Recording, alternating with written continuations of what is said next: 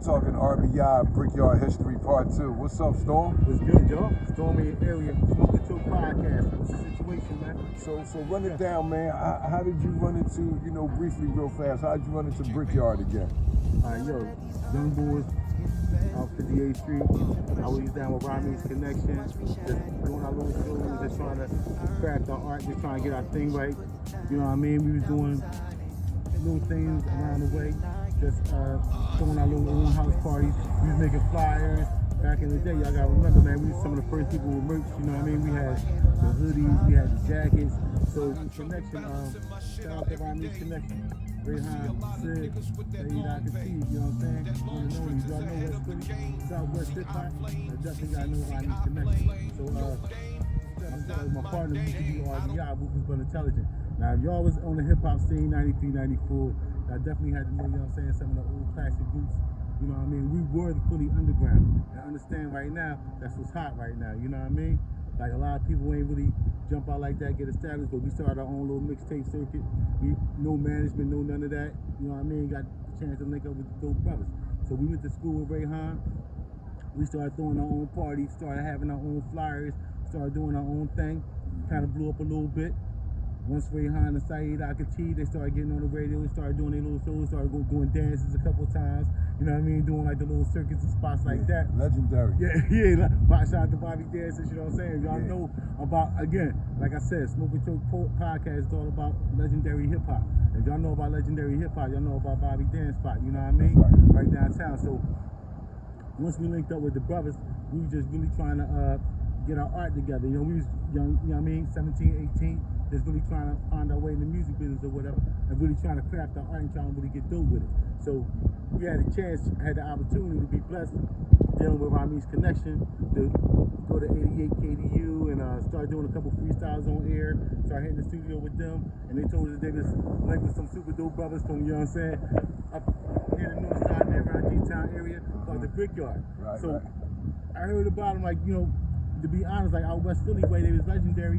Just for the way they was moving through hip-hop and what they was doing. This was long before, you know, let me put it out there, yo, my brothers, the Brickyard, they definitely legendary, you know what I'm saying, with the big homie Schoolie, you know what I'm saying, we about to go down and do some shit right now with Schoolie D, shout out to Schoolie D, shout out to all the old school hip-hop, really first gangster rapper ever, you know what I mean, y'all ain't seen Kick in New York, y'all gotta let me know, y'all know about Philly hip-hop, real shit, but, you know what I mean, this is way before that, man. This is these brothers in the mud, you know what I'm saying?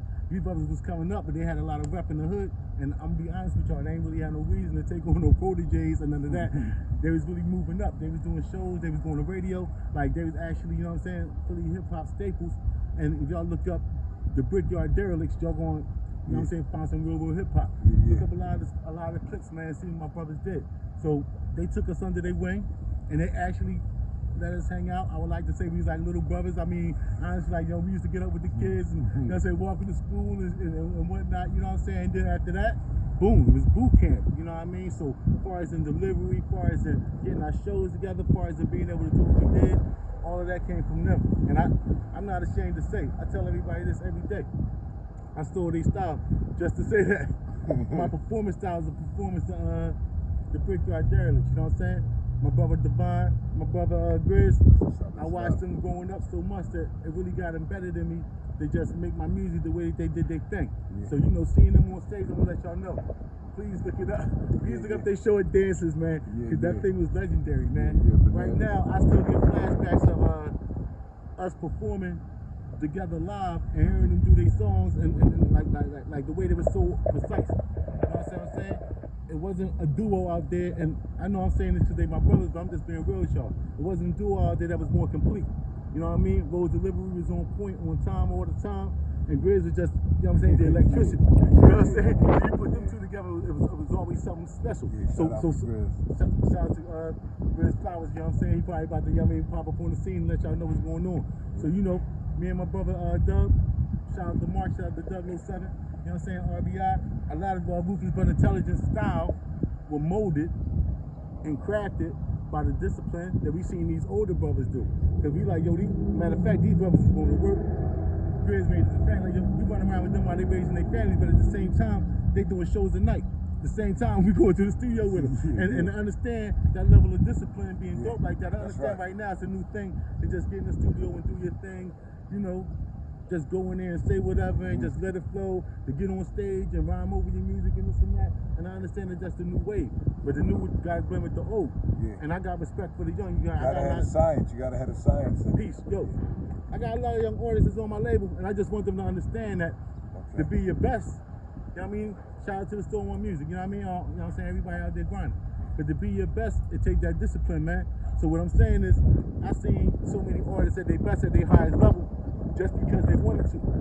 And a lot of the heights that these brothers got to, forget about all the outstanding incidents. A lot of the heights these brothers got to, it's only because of the way they grinded, the way they showed us how to do that discipline, man. So we gotta give a shout out definitely to the Brickyard Derelicts, because it wouldn't have been no RBI, we wouldn't have been as sharp as we was. As young boys, everybody used to say, how come we so sharp? How come, you know what I mean? The rhymes is dope. How come the stage presence is so dope? It was only because of the way these brothers had us going through it, man. So, you know, definitely shout out to my big brothers, man. Brickyard Derelicts, RBI, forever. Stormy area. Let's go.